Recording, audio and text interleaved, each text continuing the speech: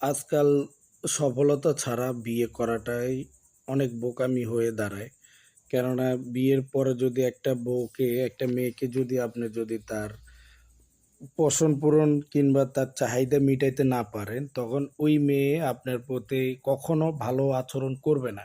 সবসময় খারাপ আচরণ করবে। আচরণ তো করবে। আপনার পরিবারের সবার সাথে সে খারাপ ব্যবহার করবে। তারপর আপনার পরিবারকে কেউ দেখতে পারবে না। আপনার পরিবারের অ্যা প্রতি আপনার কাছে অনেক ধরনের মন্তব্য করবে।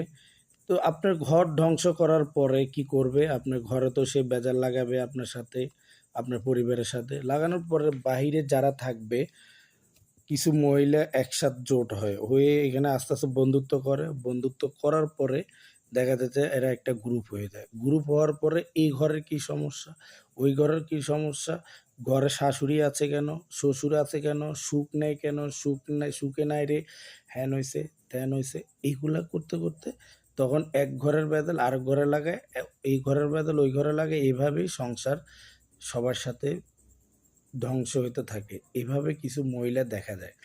এরা গ্রুপ তো করে, ঘরে ভেদালও লাগায়। এসব মহিলাদেরকে চিনে রাখা দরকার।